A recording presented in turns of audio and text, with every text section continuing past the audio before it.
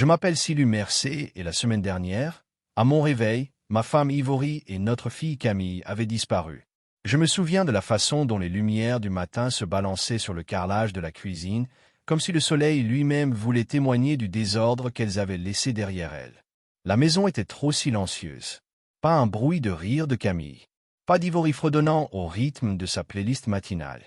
Juste le tic-tac de la vieille horloge de parquet que j'avais héritée de mon père. Chaque tic-tac était comme un métronome. Le compte à rebours jusqu'à la prise de conscience que je ne voulais pas admettre. Elles étaient toutes les deux parties. Avec elles, un sac de sport dans lequel j'avais caché ce qui était censé être notre avenir. Environ 20 millions de dollars en liquide. J'avais laissé croire à Ivory que j'avais conclu l'affaire de ma vie. 10 ans d'appels téléphoniques, d'obstacles juridiques et de négociations, le tout résumé en un seul virement bancaire arrivé sur mon compte la semaine précédente. C'était censé être le début d'un nouveau chapitre. Le début d'une vie dont nous rêvions depuis nos 22 ans, ruinée. Partager des hamburgers à $1 et planifier un avenir qu'aucun de nous ne pensait voir. Cet argent était notre échappatoire au stress, au compromis constant, à l'impression que chaque petit luxe devait être justifié. Je me souviens du soir où je l'ai retiré heure après heure à la banque, m'assurant que chaque billet était impeccable, le comptant moi-même parce que je ne faisais confiance à personne. Je l'ai ramené chez moi dans une mallette verrouillée, me sentant comme un flambeur dans un film de pacotille. Le plan était simple, le garder en sécurité dans le coffre-fort privé d'Ivory pendant la nuit. Puis nous le déposerons sur notre compte joint le lendemain matin. Ce n'était pas censé être compliqué. Je pensais bêtement qu'après toutes ces années, la confiance vivait encore chez nous. Je me disais que peut-être, juste peut-être, le rêve n'était pas mort comme tant d'autres choses. Au lieu de cela, j'ai reçu un mot soigneusement plié sur le comptoir de la cuisine, écrit de sa main délicate et experte. La même main qui m'avait autrefois épinglé des lettres d'amour sur des post-it. Merci pour ton argent. Maintenant, on peut vivre la vie de nos rêves. C'était tout. Pas d'explication, pas d'excuses, pas même un au revoir. Je l'ai regardé comme si c'était la chute d'une blague que je ne comprenais pas. Puis, comme je ne trouvais rien d'autre à faire, j'ai ri. J'ai ri jusqu'à en avoir mal à la poitrine et à la gorge, parce que ce sac de sport qu'elle avait pris, c'était un leurre, une ruse que j'avais perfectionnée dans mon ancienne vie. À l'époque où je travaillais en sécurité de patrimoine pour des clients privés qui m'ont appris tous les coups tordus possibles. Voyez-vous, Ivory ignorait que le véritable argent était caché dans un fonds auquel moi seul pouvais accéder. J'avais passé trop d'années à regarder d'autres se faire avoir par ceux qu'ils aimaient, alors j'avais appris à me protéger. Les 120 millions de dollars dans ce sac n'étaient que du papier bon imprimé. Des accessoires décoratifs, vestiges d'une affaire qui avait échoué 2 ans plus tôt. J'avais prévu de les donner à une pièce de théâtre à l'école, mais Ivory les avait trouvés et les avait supposés authentiques. Je les laissais croire, car au fond de moi, j'imagine que j'ai toujours su qu'elles s'enfuiraient. Peut-être pas si tôt, peut-être pas comme ça, mais à un moment donné, je l'ai su. La confiance s'était érodée entre nous depuis des années. Chaque fois qu'elle annulait un dîner à la dernière minute. Chaque fois qu'elle préférait une journée au spa à une journée en famille. J'ai traversé la maison ce matin-là, ramassant les morceaux d'une vie bâtie sur des illusions. La girafe en peluche de Camille gisait par terre dans sa chambre, témoin silencieux de la trahison de sa mère. Je l'ai ramassée, j'ai senti le tissu usé entre mes doigts et j'ai essayé de me souvenir de la dernière fois que je l'avais vue me sourire sans hésitation. Cela faisait des mois, peut-être plus longtemps. Ces derniers temps, son regard était réservé, son rire forcé. J'essayais de me convaincre que c'était juste des sautes d'humeur adolescente, qu'elle se cherchait, que c'était normal. Mais maintenant, je connaissais la vérité. Elle savait. Elle avait choisi son camp. Ma femme lui avait raconté une histoire à laquelle croire. Une histoire où j'étais le méchant, le contrôleur, l'homme qui les avait empêchés de réaliser leurs rêves. Le garage était vide, lui aussi. Sa berline avait disparu, probablement chargée de tous les vêtements et bijoux qu'elle avait achetés avec mon argent au fil des ans. La même berline que j'avais payée, assurée et entretenue comme si elle faisait partie de la famille. Je suis resté là un long moment, à fixer la tache d'huile sur le béton comme un présage. Je me suis souvenu du soir où j'avais appris à Ivory à conduire cette voiture avec une boîte manuelle. Comme elle riait à chaque fois qu'elle calait. Comme elle avait finalement maîtrisé la technique et m'avait embrassé comme si j'étais le héros de son histoire. Et voilà que cette même voiture l'avait emportée loin de moi. Je me suis demandé si elle avait pris la peine d'attacher Camille avant qu'il ne s'enfuit. Je suis retourné dans la cuisine et me suis servi une tasse de café froid. C'était amer, mais je l'ai bu quand même. J'ai de nouveau regardé le mot. Merci pour ton argent. Maintenant, nous pouvons vivre la vie de nos rêves. Mon rire était plus discret cette fois. Juste un petit rire sec au fond de ma gorge. Parce qu'à cet instant, j'ai réalisé qu'Ivory n'avait pas seulement volé un sac. Elle avait volé une part d'elle-même. La confiance qu'elle pensait avoir eue avec moi n'avait jamais été réelle. La vraie confiance avait existé entre nous autrefois, mais elle l'avait brisée bien avant de faire ce sac. Je me suis dirigé vers le coffre-fort. La combinaison a cliqué sous mes doigts, un rythme que je connaissais par cœur depuis des années. Il s'est ouvert pour ne révéler que du velours vide. Je m'attendais presque à ressentir quelque chose. Une vague de colère, une vague de trahison, une oppression dans la poitrine. Mais tout ce que j'ai ressenti, c'est un étrange soulagement, car c'était la fin. La fin des faux-semblants. La fin des tentatives de construire un avenir avec une femme qui avait déjà planifié sa sortie. J'ai sorti mon téléphone et ouvert mon application bancaire sécurisée. Le compte en fiducie m'a clignoté, les chiffres stables et immuables. C'était le véritable argent, le véritable avenir, celui dont elle ne verrait jamais un centime. Je me suis adossé à la chaise, la lumière du soleil reflétant l'anneau doré à mon doigt. Je l'ai tourné une fois, deux fois, puis je l'ai retiré et posé sur la table à côté du billet. Je n'en avais plus besoin. Je n'avais plus besoin d'elle. J'ai pris la girafe et l'ai posée sur le comptoir de la cuisine, calée comme un siècle. Le témoin silencieux de Camille d'une famille qui avait toujours été à un mensonge de s'effondrer. Puis je me suis levé, j'ai pris une grande inspiration et j'ai souri. Parce que parfois, la disparition est le plus beau spectacle. Ivory ignorait que le véritable argent était caché dans un trust auquel moi seul pouvais accéder. Une vieille habitude de l'époque où je travaillais dans la sécurité des actifs. C'était le genre de détail qu'on apprenait à protéger après avoir passé des années à regarder des clients cupides se faire dévorer par leurs proches. Les 120 millions de dollars dans le sac n'étaient rien d'autre que du papier, bon imprimé, un accessoire de théâtre que j'avais conservé d'une affaire qui avait échoué 2 ans plus tôt. J'avais prévu de le jeter ou peut-être de le donner au théâtre local. Au lieu de cela, j'avais trouvé une utilité parfaite. C'est drôle comme la vie vous offre exactement ce dont vous avez besoin dans les moments les plus inattendus. Ivory l'avait cru, hameçon, ligne et plomb. Je suppose que 10 ans de mariage ne lui avaient rien appris sur moi, sur l'homme qui ne laissait jamais rien au hasard, qui ne se laissait jamais avoir. Elle croyait que j'avais simplement laissé autant d'argent dormir dans un sac de sport pendant la nuit. Elle y croyait parce qu'elle voulait y croire, convaincue qu'elle était l'héroïne d'une histoire de chiffon à riche où elle avait finalement déjoué l'homme qui avait bâti son style de vie de toutes pièces. J'étais assis dans mon bureau ce matin-là, les stores à moitié tirés pour laisser entrer juste assez de lumière pour me rappeler que le monde continuait de tourner. Le coffre-fort était ouvert, l'intérieur en velours vide se moquant de son ambition. J'ai récupéré le sac de sport qu'elle avait laissé derrière elle, un deuxième, celui contenant le vrai argent encore caché là où elle ne le retrouverait jamais. Et je passais mes doigts sur les faux billets comme si je feuilletais un Monopoly à gros enjeux. Je ne pus m'empêcher de sourire. J'avais passé des années à décrypter les gens, à étudier leurs mouvements, leurs mensonges. Ivory n'avait pas fait exception. Même si je m'étais laissé aller à oublier que, à un moment donné, l'amour a ce pouvoir. Je suppose qu'il adoucit les angles. Il vous fait croire que la personne la plus proche ne pourrait jamais être celle qui tient le couteau dans son dos. J'avais laissé ce sentiment s'envenimer trop longtemps. Et maintenant, il avait disparu, remplacé par le rythme régulier de mon propre cœur. Un rappel que c'était toujours moi qui avais le contrôle. Je repensais au mois qui avait précédé son petit braquage. Les nuits blanches qu'elle prétendait passer au yoga. Les soirées entre filles qui finissent toujours par la voir arriver en titubant après l'aube. J'avais voulu lui faire confiance.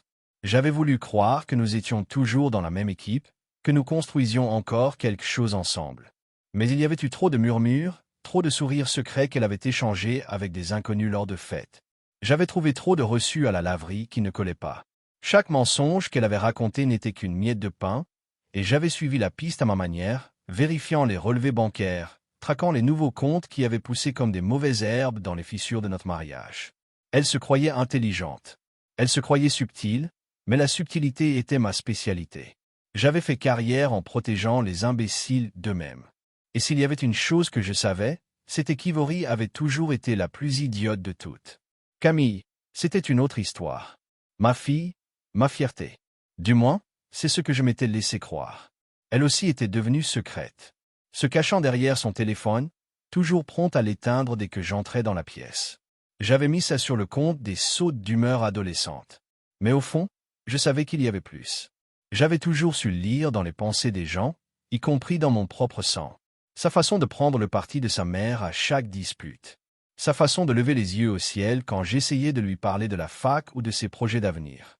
Tout cela s'inscrivait parfaitement dans le puzzle que j'assemblais depuis des mois. Camille n'était pas une simple spectatrice. Elle faisait partie du complot. Et ça me faisait plus mal que tout. Parce que pendant un instant, un seul, je m'étais laissé croire qu'elle était peut-être différente. La veille de leur départ, j'avais observé Ivory depuis l'embrasure de la porte, tandis qu'elle préparait le sac de week-end de sa copine. Elle fredonnait une petite mélodie, un sourire aux lèvres comme un secret qu'elle avait hâte de partager avec le monde. Je m'étais adossé au cadre, les bras croisés, scrutant chaque mouvement de son poignet, chaque regard qu'elle jetait vers ce coffre-fort. Elle ignorait que j'avais déjà échangé l'argent réel contre le leur.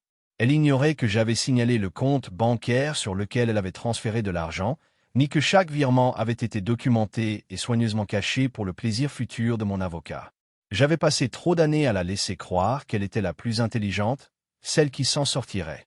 C'était maintenant à mon tour de voir les pièces s'écrouler. Je repensais à la façon dont elle m'avait embrassé sur la joue ce soir-là. Un baiser rapide, répété et creux. « Je t'appelle du spa », avait-elle dit. « Ne t'en fais pas trop. » J'avais souri, lui avais souhaité de passer un bon moment et l'avais regardé sortir avec mon sac de sport rempli de faux millions. J'avais laissé la porte se refermer derrière elle et je restais là un long moment, à écouter le silence. C'était le même silence qui emplissait la maison maintenant. Un silence qui tenait plus de la victoire que de la défaite. Je me suis adossé à ma chaise et j'ai laissé les souvenirs m'envahir. La façon dont Ivory m'appelait son roc. La façon dont Camille courait vers moi après chaque éraflure au genou ou chaque mauvais rêve. Cette époque était révolue, remplacée par des trahisons soigneusement orchestrées et des demi-vérités qui étaient devenues la bande-son de ma vie. Mais même en repensant aux années que j'avais gâchées à essayer d'être l'homme dont ils avaient besoin, je ne pouvais me résoudre à la pitié. Car en vérité, j'avais toujours eu une longueur d'avance. Toujours à attendre le moment où ils révéleraient leur vrai visage. Et maintenant, j'étais libre. Libéré des mensonges, de la manipulation, de ce sentiment constant d'avoir déjà perdu. J'ouvris mon ordinateur portable et consultai les comptes. Chaque dollar comptabilisé, chaque virement signalé. La confiance restait intacte, attendant le jour où je déciderais de l'utiliser. Ivory et Camille pouvaient poster tous les selfies qu'elles voulaient, elles ne verraient jamais un centime de cet argent. Elles croiraient avoir gagné. Elles croiraient avoir enfin échappé à mon soi-disant contrôle. Mais elles ne m'avaient jamais vraiment comprise. Je n'avais pas bâti ma vie sur la confiance. Je l'avais bâtie sur la stratégie, sur les imprévus, sur la certitude que chacun, aussi proche soit-il, avait un prix. Le prix d'Ivory avait été le rêve d'une vie que je ne lui avais jamais promise. Le prix de Camille, c'était peut-être juste le désir de se sentir enfin adulte. Quoi qu'il en soit, ils se vendaient tous les deux à bas prix. J'ai fermé le coffre-fort et laissé les ténèbres engloutir son contenu. Je les avais laissés croire qu'ils avaient réussi le casse du siècle, qu'ils aient vécu la meilleure vie possible sur une plage d'Europe, qu'ils me prennent pour un imbécile, car au final, le vrai jeu ne faisait que commencer et je n'avais jamais été du genre à parier sur le perdant.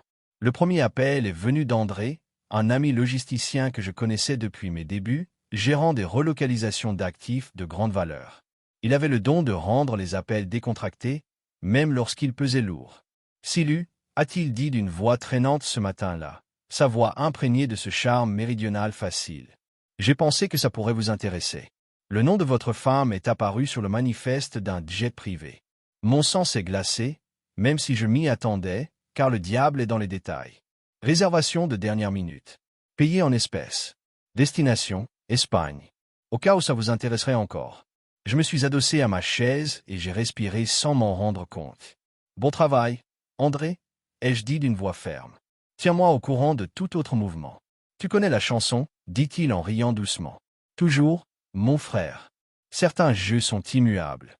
J'ai raccroché et j'ai fixé le plafond un instant, les plaques de plâtre lisses et blanches comme une page blanche.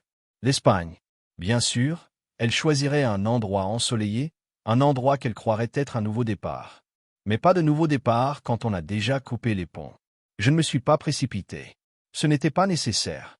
Ivory pensait avoir remporté le prix du siècle, mais elle n'avait fait que me voler un leurre et ma dernière once de confiance en elle. Qu'elle savoure son cocktail sur une plage pendant quelques jours. Qu'elle croit qu'elle avait gagné. J'ouvris le dossier sur mon bureau, intitulé Kinland, Laura Kinland, enquêtrice internationale, mon ancien collègue de l'époque où je n'étais pas cloué au bureau, mais au rythme des transactions au marché noir et de l'espionnage industriel. Nous nous étions croisés au Maroc lors d'une mission qui s'était soldée par des échanges de coups de feu et un sprint de 4 heures dans des ruelles empestant l'huile usée et le désespoir.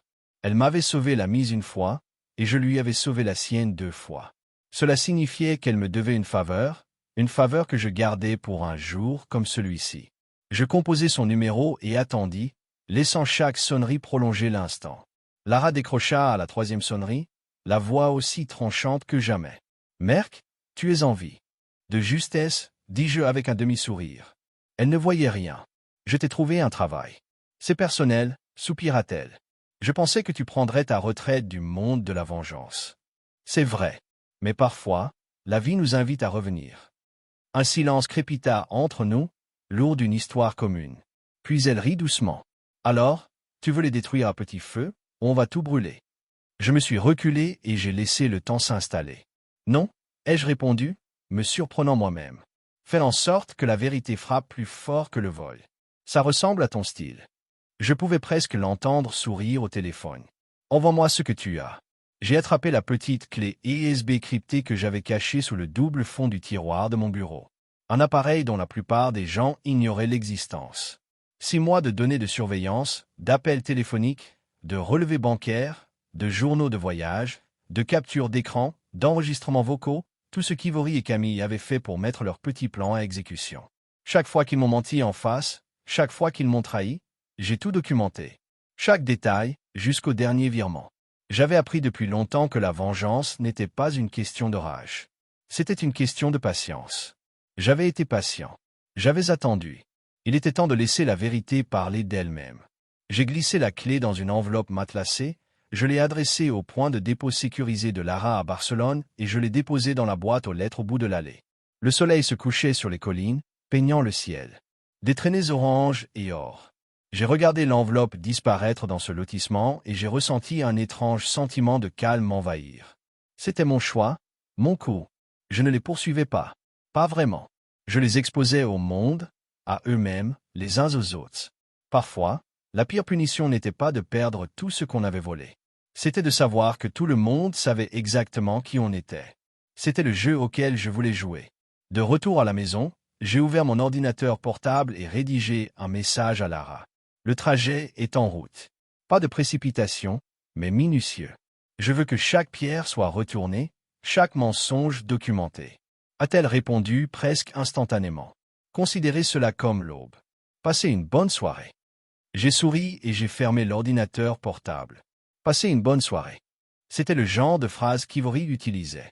Comme si chaque jour était des vacances qui n'attendaient que d'arriver. Elle n'a jamais compris que les meilleures soirées n'étaient pas toujours faites de cocktails et de selfies au coucher du soleil. Parfois, elles étaient faites de silence, de petites victoires que personne d'autre ne pouvait voir. Je me suis servi un verre de whisky et suis sorti sur la terrasse. L'air ça sentait le pain et le potentiel. Quelque part à des kilomètres de là, Ivory et Camille sirotaient probablement un verre de fruits, se félicitant de leur belle évasion. Je me demandais si Camille se souviendrait des fois où je veillais tard pour l'aider à faire ses devoirs, des nuits où je la laissais se glisser dans notre lit après un cauchemar.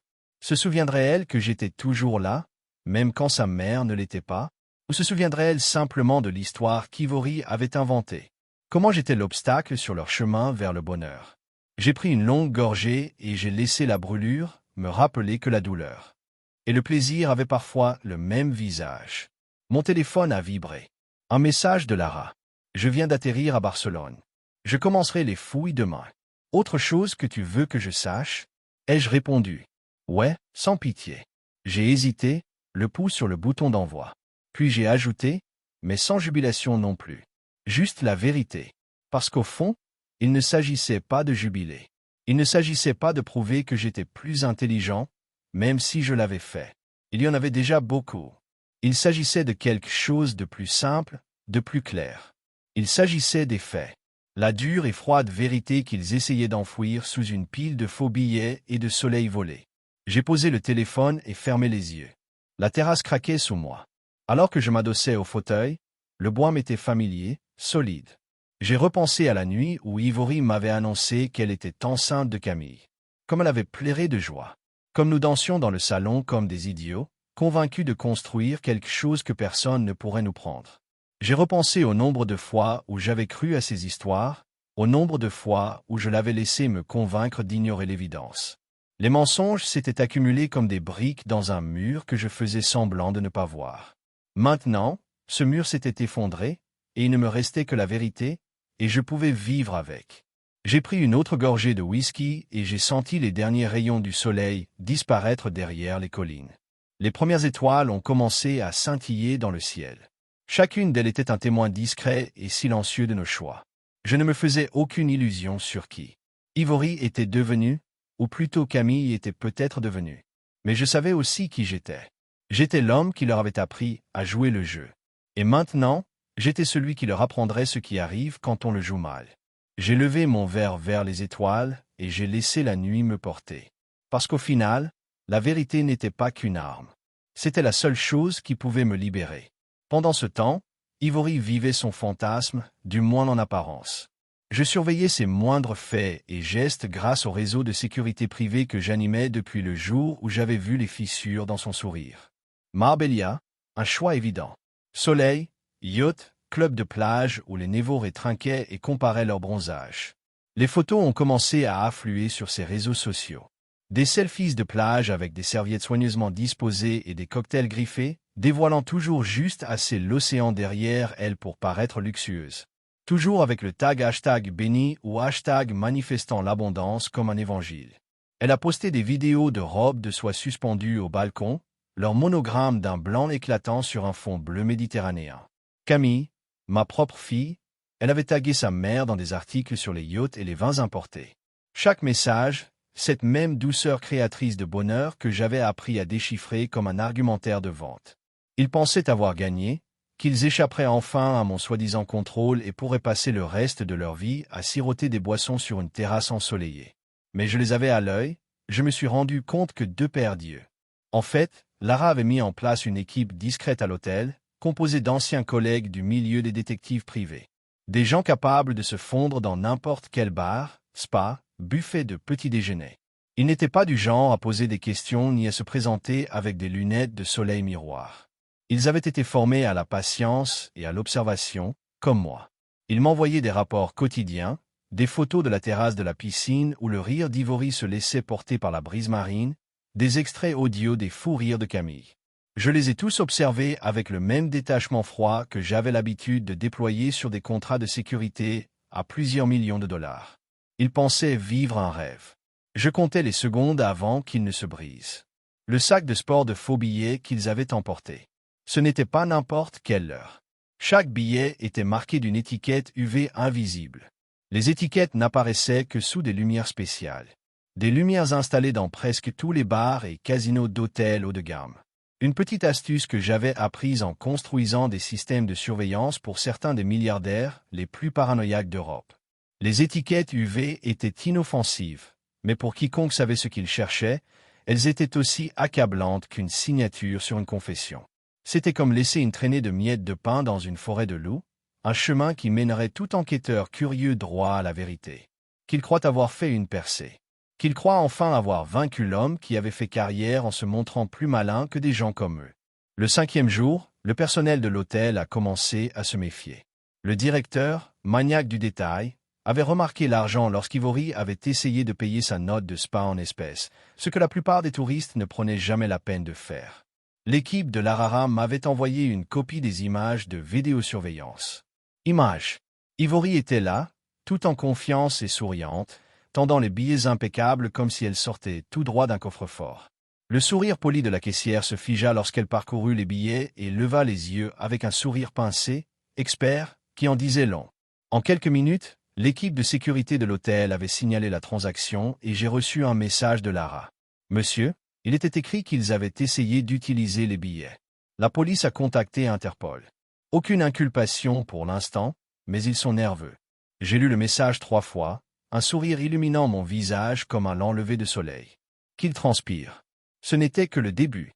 Je me suis adossé à mon fauteuil et j'ai laissé la satisfaction m'envahir. Ivory avait toujours été douée pour faire semblant. Elle jouait l'hôtesse gracieuse à chaque dîner, l'épouse coquette à chaque réception d'entreprise, la mère bienveillante à chaque récital. Mais sous ce vernis poli, elle courait toujours après la prochaine grande opportunité, le prochain frisson, le prochain trophée, le prochain moment où elle avait l'impression d'avoir surpassé tout le monde.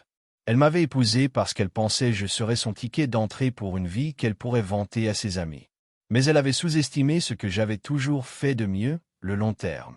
Camille était plus facile à cerner, d'une certaine manière. Elle avait toujours été la petite prodige. Intelligente, drôle, trop brillante pour son propre. Bien. Je lui ai appris à décrypter les gens, à poser les bonnes questions, à disparaître quand il le fallait. Je n'aurais jamais pensé qu'elle utiliserait ces leçons contre moi, mais c'était mon erreur. Je lui ai trop bien appris. Et maintenant, elle taguait sa mère dans des histoires sur l'abondance et la confiance en l'univers. J'ai failli éclater de rire. Fais confiance à l'univers. L'univers se fichait éperdument de ses hashtags. L'univers était occupé à faire ses comptes et la dette qu'elle avait accumulée envers moi allait bientôt arriver à échéance. Laura m'a appelé ce soir-là, d'une voix basse et amusée. Ils sont déstabilisés, a-t-elle dit. La sécurité de l'hôtel a appelé Interpol, mais ils ne peuvent rien faire pour l'instant, car il n'y a pas de criminalité sur le sol espagnol, mais ils sont clairement sur leur faim. Radar, tu veux que je les pousse à bout? J'ai marqué une pause, pensant que l'ancien moi aurait dit oui sans hésiter. Mais je n'étais plus le même homme qui avait bâti des empires dans l'ombre. J'étais las de ces jeux. Je voulais juste que la vérité fasse son œuvre. Non, ai-je dit enfin. Qu'il se pende. Je veux juste qu'il sache que je ne suis pas l'idiot qu'il pensait être. Laura a ri tout bas et sèchement. Toujours patiente, a-t-elle dit. D'accord, patron. Mais ils vont commencer à poser des questions. Que veux-tu que je fasse s'ils te contactent? J'y ai réfléchi un instant. La réponse était simple. Rien, ai-je dit. Ils ont déjà fait leur choix. Qu'ils vivent avec. Une fois l'appel terminé, j'ai relu les publications d'Ivory.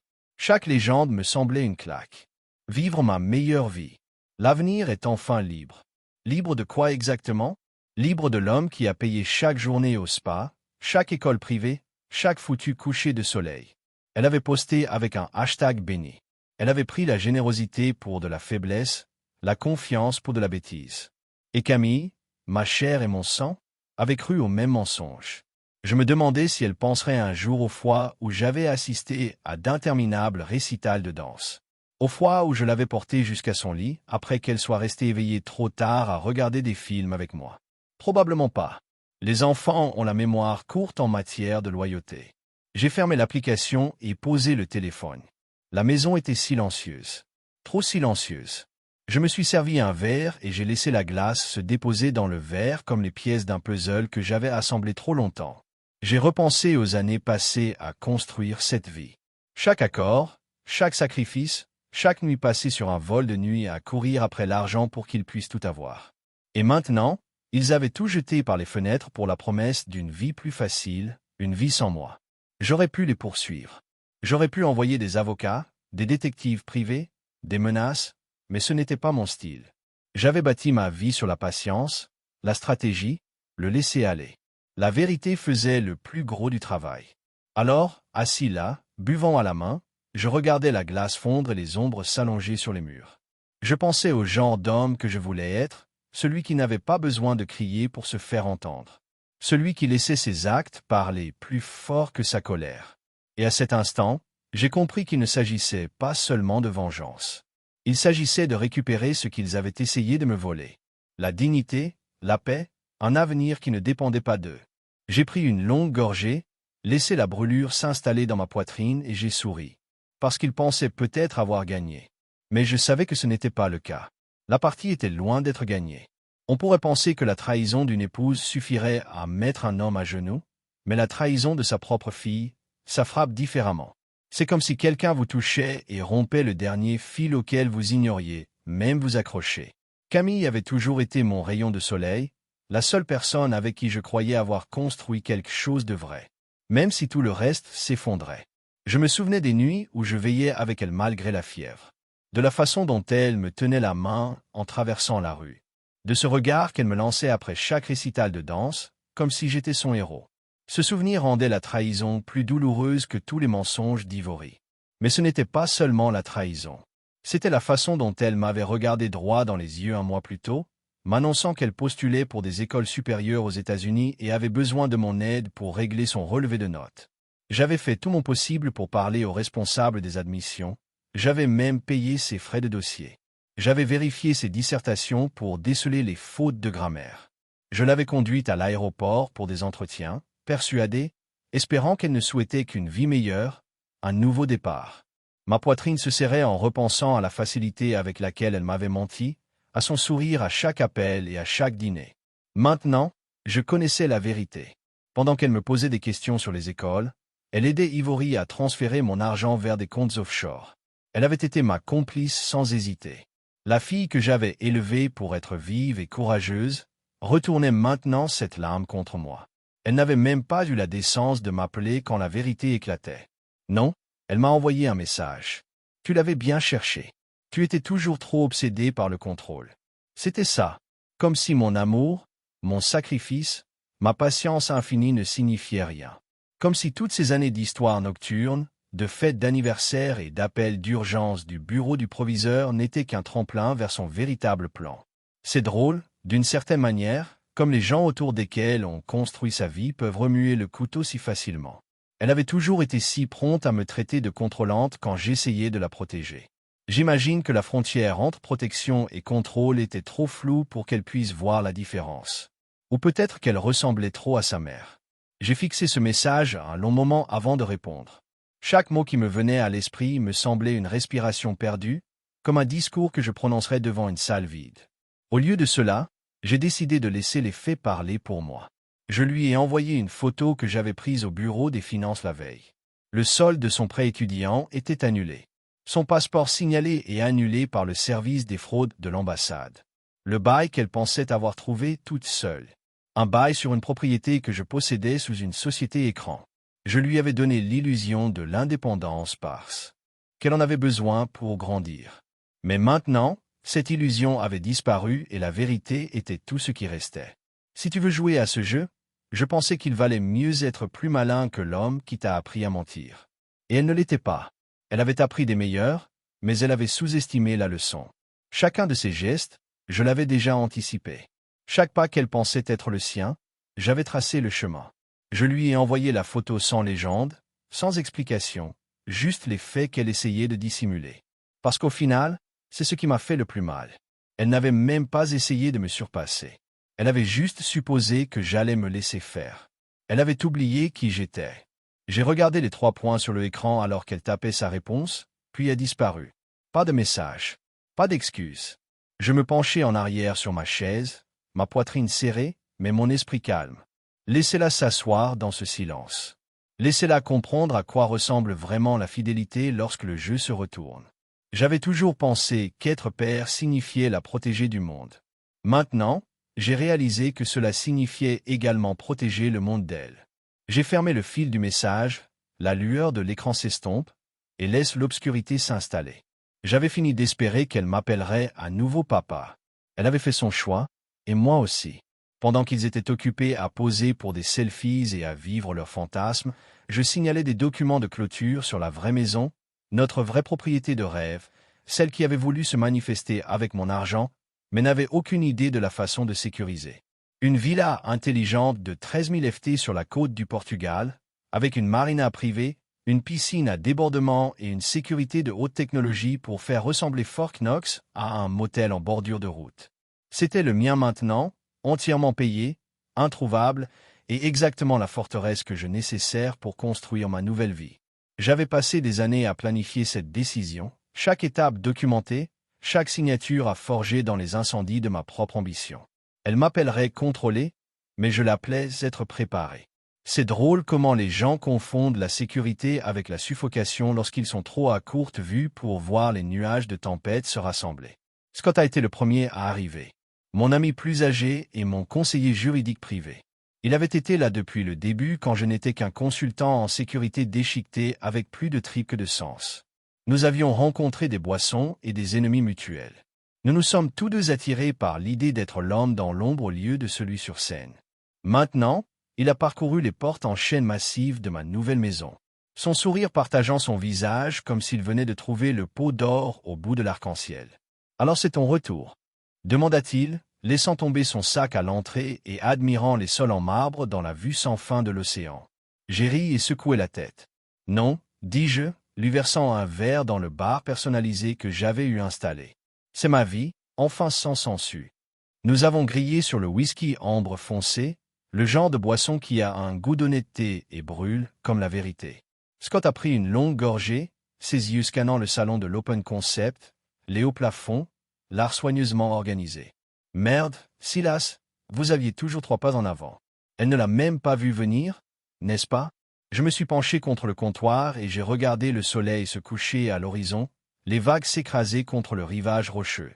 Non, dis-je doucement. Elle pensait que je serais trop concentré sur la reconstruction du mariage pour voir les fissures dans son sourire. Mais je les ai vus, Scott. Je les ai tous vus. Il hocha la tête, comprenant dans ses yeux. Nous connaissons trop bien la trahison. Lui avec son ex-femme, moi avec les miennes. Nous avons tous les deux appris à la dure que parfois les gens à laquelle vous donneriez votre dernier souffle étaient ceux qui étaient de la liberté.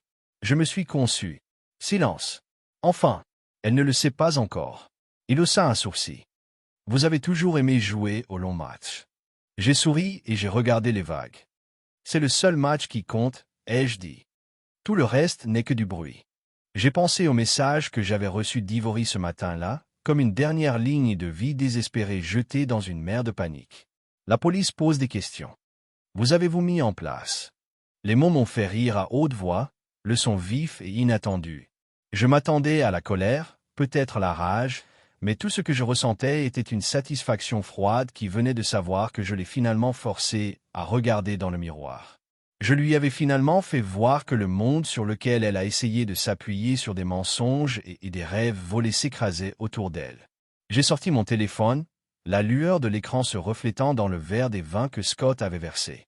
J'ai lu son message une dernière fois, puis j'ai répondu avec un seul coup de pouce emoji. Rien de plus, pas d'explication, pas d'excuse. Laissez son ragoût dans ce silence. Laissez-la deviner ce que cela signifiait.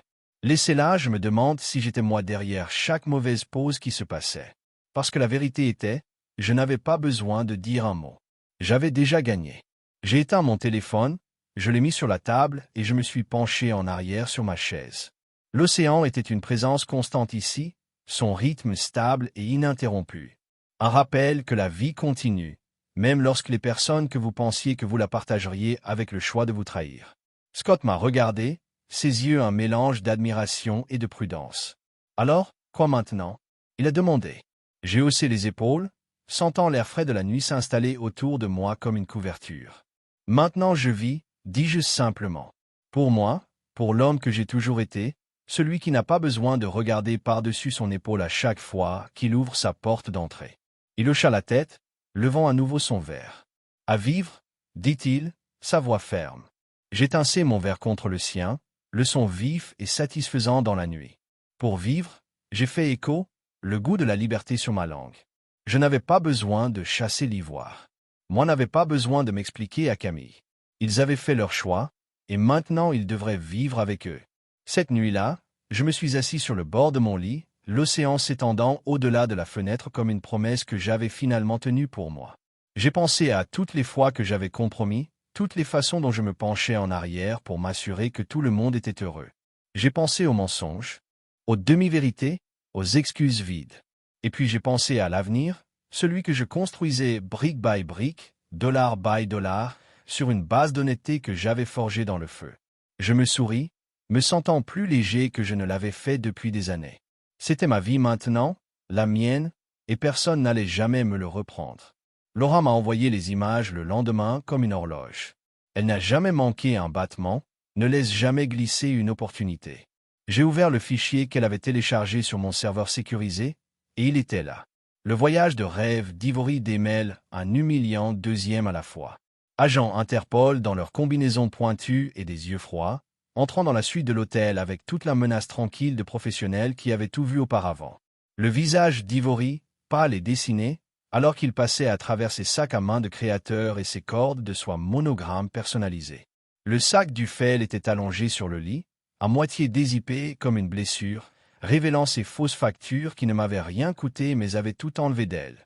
Je pouvais presque entendre son souffle effréné à travers l'écran, le tremblement dans sa voix alors qu'elle essayait d'expliquer que l'argent était le sien, qu'elle ne savait pas que c'était contrefait. Ses yeux se sont éloignés de la pièce, à la recherche d'une évasion qui n'était pas là. Il pensait que les fausses billets étaient une sorte de test pour le blanchiment ou peut-être une mauvaise blague tirée par un amateur, mais je me suis assuré que les étiquettes UV sur ces notes ne pouvaient pas être expliquées comme une farce. Les étiquettes étaient comme des empreintes digitales, chacune une confession éclatante qu'elle avait volé ce qui n'était pas le sien. Interpol a saisi le sac. Les agents des douanes ont confisqué chaque bagage. La gestion hôtelière, une fois ainsi désireux de s'adresser à elle tous les caprices, l'interdisait de la propriété. J'ai regardé la vidéo 2 fois, laissant chaque détail s'améliorer. La façon dont elle s'est mâché la lèvre. La façon dont Camille a serré le bras de sa mère, les yeux écarquillés de peur qu'elle n'admettait jamais ressentir. Ils voulaient une nouvelle vie, un nouveau départ. Au lieu de cela, ils ont fait la une des journaux et des salles d'interrogatoire, et leur compte figé. L'équipe de Lara avait signalé toutes les transactions suspectes, chaque transfert de fil ombragé, chaque mouvement que l'Ivoire avait fait pour ranger mon argent dans des comptes offshore. Au moment où la banque a commencé à poser des questions, les fonds étaient sous surveillance, marqués comme un produit potentiel de la fraude. J'avais connu tous les gestionnaires de banque, chaque agent de conformité par leur nom, quelques faveurs gagnées, certaines faveurs ont appelé. Lorsque le contact et la conformité de Lara m'ont envoyé les captures d'écran des comptes gelés, je me suis presque senti désolé pour eux. Presque, parce que ce n'était plus seulement de l'argent. Il s'agissait de la leçon, celle qu'ils n'oublieraient jamais. L'Ivoire, pour toute sa ruse, ne savait pas à quel point le terrier du lapin était profond. Elle l'a appelé frère, un gamin de fonds fiduciaire qui avait toujours pensé à moi comme le gars qui avait coupé ses ailes en épousant sa sœur.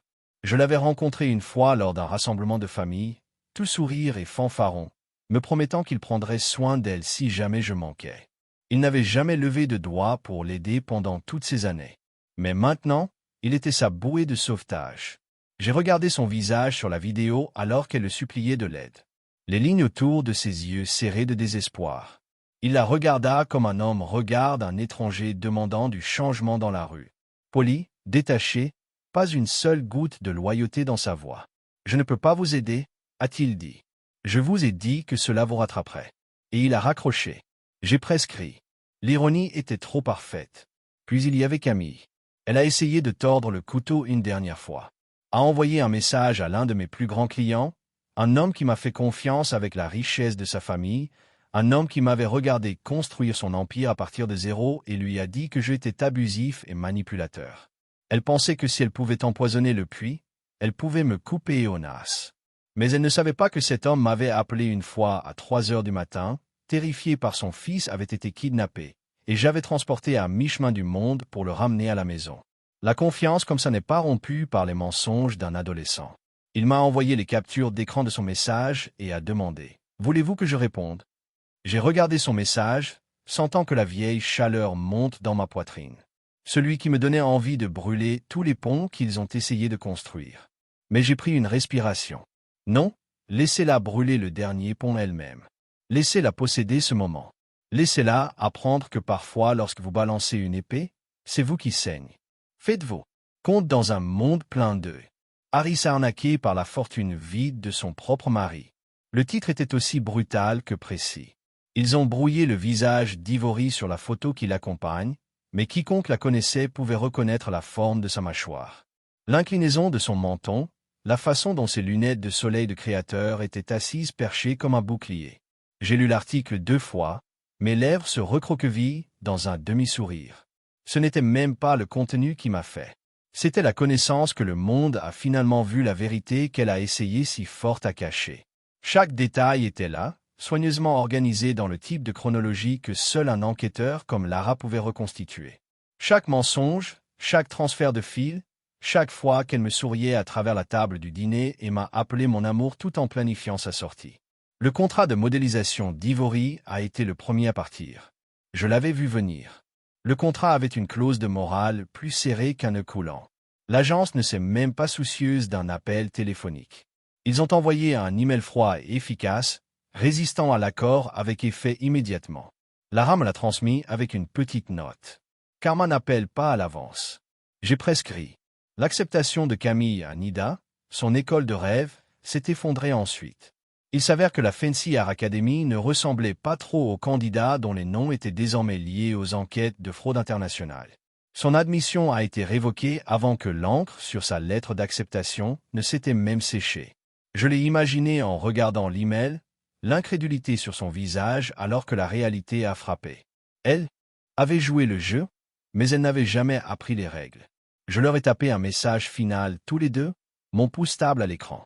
Vous n'avez pas seulement volé de l'argent. Vous avez volé du temps, de la confiance, du sang, et, à la fin, tout ce que vous avez gagné était la dette et la honte. Je m'arrêtais, lisant les mots, laissant leur poids s'installer dans mes os. Ensuite, j'ai appuyé sur Send. Il n'y aurait pas d'excuses, aucune explication. Juste les faits, froids et sans phare, la façon dont j'avais toujours vécu ma vie. Je les ai bloqués tous les deux, la finalité de celui-ci, comme le clic d'un verrou. Ils avaient eu leur chance. Ils fait leur choix. Maintenant, ils pourraient vivre avec. Je me suis assis sur le pont cette nuit-là, les vagues s'écrasaient contre les rochers ci-dessous, comme un rappel que le monde ne s'arrête pour la douleur de qui que ce soit. J'ai pensé à toutes les nuits que j'avais assises dans des salles de conférence, en négociant des offres qui construisent notre avenir. J'ai pensé au matin que j'avais réveillé tôt pour préparer le petit déjeuner pour Camille. Même les jours où j'avais volé d'un œil rouge avec rien d'autre que des fumées dans mes veines. J'ai pensé au rire d'Ivory. Comment j'avais cru une fois que c'était la bande originale de mon succès. Comme j'avais été naïf. La vérité était que je construisais notre avenir seul depuis des années, et il venait de passer des passagers dans une voiture qu'il n'avait jamais appris à conduire. Lara m'a appelé juste après le coucher du soleil, sa voix nette et brillante à mon oreille. « Félicitations », a-t-elle dit. Ils sont tous les deux officiellement persona non grata. Chaque compte est signalé. Chaque contact les fantômes. Chaque ligne, chaque cicatrice, chaque morceau de l'homme que je deviendrais. Je n'étais pas le même homme qu'elle était partie. J'étais plus dur, plus intelligent, moins disposé à faire des compromis. L'homme qui avait autrefois cru que l'amour était un bouclier avait disparu. À sa place, un homme qui savait que l'amour, comme la confiance, pouvait être brisé et vendu au plus offrant. Mais même dans cette connaissance, je ne ressentais aucun regret parce que j'avais finalement appris la leçon la plus importante de toutes. Que vous pouvez reconstruire ce que les autres ont essayé de détruire si vous êtes prêt à lâcher ceux qui l'ont détruit. Je me suis versé un verre et je l'ai élevé dans la nuit. Le liquide attrapant la dernière lueur du coucher du soleil comme une promesse. À la liberté, j'ai chuchoté à la liberté qui vient lorsque vous voyez enfin la vérité pour ce qu'elle est. Lorsque vous vous rendez compte que les chaînes qui vous sont liées étaient celles que vous les laissez forger. J'ai laissé le vent emporter les mots. L'océan s'écrase en accord. Je leur ai donné suffisamment de chance, assez d'amour, assez de ma vie. Il était maintenant temps de me donner ce qu'ils n'ont jamais pu. Paix. Et alors que les étoiles en sortaient une par une, je savais une chose avec certitude. Aucune quantité d'argent volé ou de faux rêves ne pourrait jamais l'acheter. Et il ne le trouverait jamais. Pas dans un millier de vies. Mais moi, je l'avais enfin trouvé. Et je ne le rendais pas. De retour à ma villa, je me suis tenu pieds nus dans mon jardin privé. L'herbe fraîche et humide sous mes pieds. L'odeur d'air de sel se mélangeant avec le lourd parfum du jasmin, fleuvant nocturne. L'océan s'étendait devant moi comme un vaste secret sombre. Les vagues se replient et se déplient dans un rythme plus ancien que toute trahison. J'ai fermé les yeux et je l'ai écouté. Stable, implacable, honnête à sa manière. Un rappel que même lorsque le monde ci-dessus est plein de mensonges et de promesses brisées, la marée continue de venir. La lune continue de monter. Il semblait bien que la mer serait le témoin de ce dernier chapitre de mon histoire. Scott m'a tendu un verre de vin, un rouge profond riche qui avait le goût de la victoire et de la finalité. Il avait été une présence régulière ces dernières semaines, offrant à son conseiller, son esprit sec, sa loyauté inébranlable. Il m'avait vu à mon pire, et maintenant il était là pour mon meilleur. Il leva son verre, ses yeux rencontrant le mien avec cette étincelle familière de mes faits. Des regrets, il a demandé. J'ai pris une gorgée lente, laissant le vin enrober ma langue, les saveurs s'attardant comme de vieux souvenirs. Un seul, dis-je finalement, que je n'ai pas changé les serrures sur mon cœur il y a des années. Il rit, un son bas et connaissant qui ressemblait à une expiration de la tension qui me saisissait la poitrine depuis des mois. Mieux vaut tard que jamais, a-t-il déclaré. J'ai hoché la tête, la vérité de son enfonçant. Lara avait envoyé sa dernière mise à jour ce matin-là. La mère et la fille faisaient l'objet d'une enquête pour une fraude financière, une tentative d'utilisation d'instruments contrefaits et une liste de blanchisseries de crimes moindres qui se lisent comme le script d'un conte édifiant. Les autorités avaient gelé ce qui restait de leurs actifs, et les agences qui s'étaient autrefois penchées en arrière pour répondre à leurs caprices les maintenaient maintenant à la longueur des bras, attendant de voir dans quel sens le vent soufflerait. J'avais lu le rapport sur le café, une satisfaction tranquille qui s'installe sur moi comme un manteau bien usé. Il ne s'agissait plus de vengeance. Il s'agissait du principe, de s'assurer que le jeu qu'ils ont essayé de jouer se terminait avec la même dignité qu'ils m'avaient volée. Scott leva à nouveau son verre. « Simulation de salut. Voici le karma », a-t-il dit, se présentant à la mode en retard mais armé aux dents. J'ai gloussé, leçon inconnue, mais bienvenue. Et avec des témoins, j'ai ajouté, n'oubliez jamais les témoins. Il sourit, ses yeux baisant les coins. Toujours le stratège, a-t-il dit. Vous auriez pu faire fortune dans le poker. J'ai haussé les épaules, mon regard revint vers l'océan.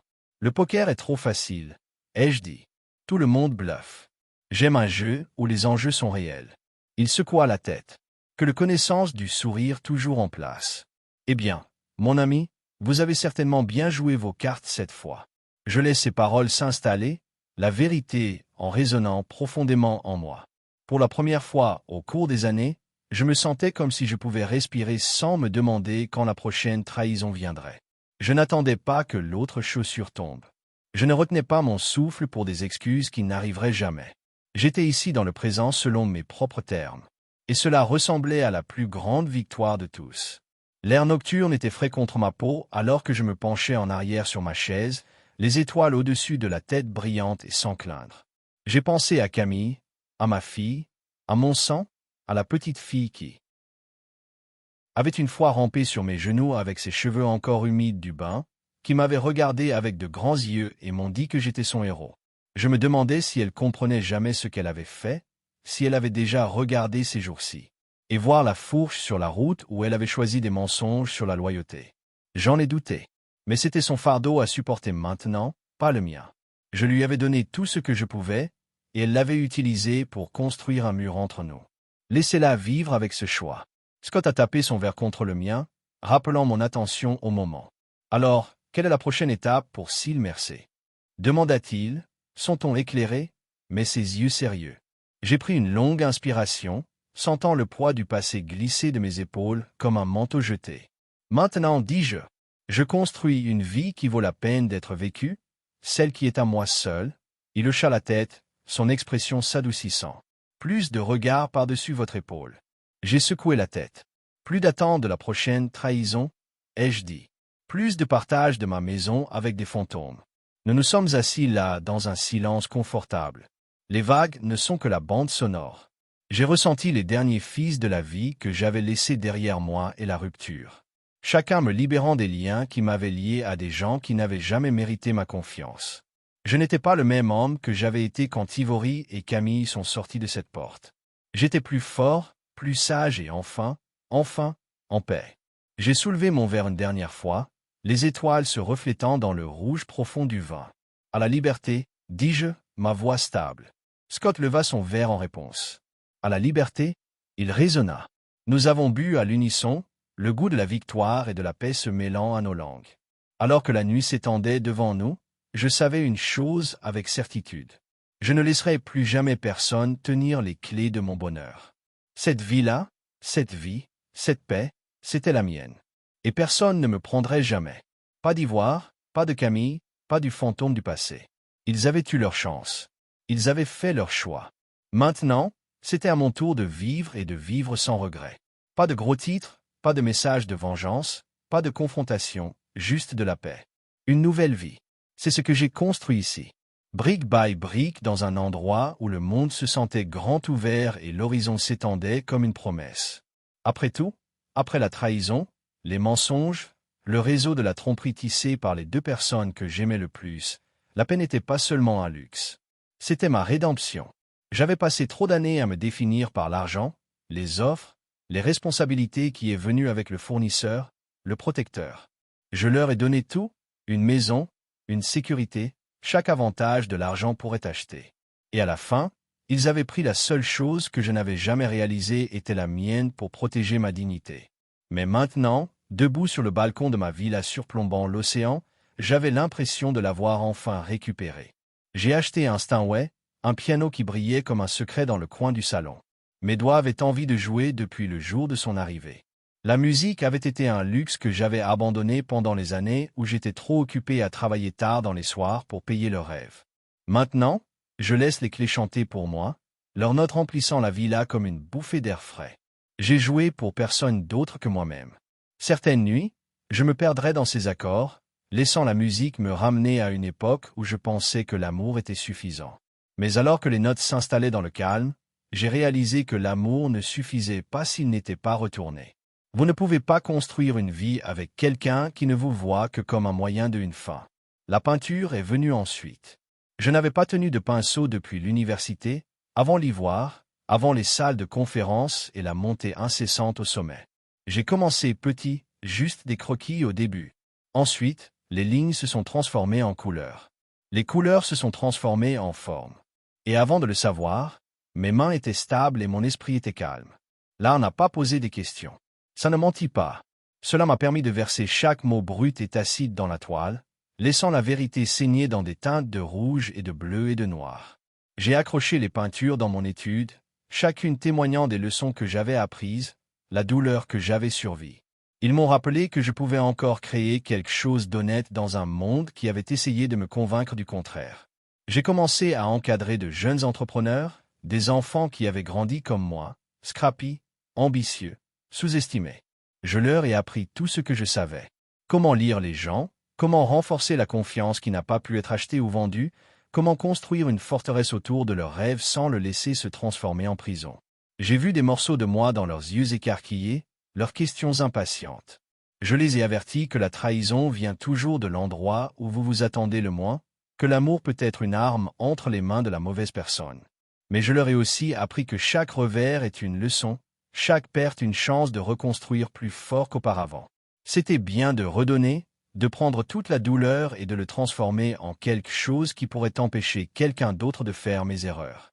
Un soir, tandis que le soleil plongeait dans l'océan comme une pièce d'or glissant dans un puits, Scott m'a rejoint sur le balcon. Il était en ville pour une conférence, mais il a pris le temps de me voir. « Tu es différent », a-t-il dit, m'étudier comme si j'étais l'une de mes propres peintures. Plus heureux acquiesça-je, tourbillonnant le vin dans mon verre. « Je suis libre », dis-je simplement. Il s'appuya contre la balustrade, un petit sourire jouant au coin de sa bouche. « La liberté vous va bien », a-t-il dit. J'ai souri en retour.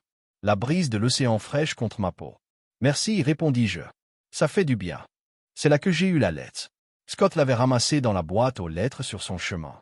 Il a été transmis par mon avocat, l'un de ces petits détails que j'avais laissé Laurara organiser pour s'assurer que rien du passé ne trouvait son chemin ici et filtré.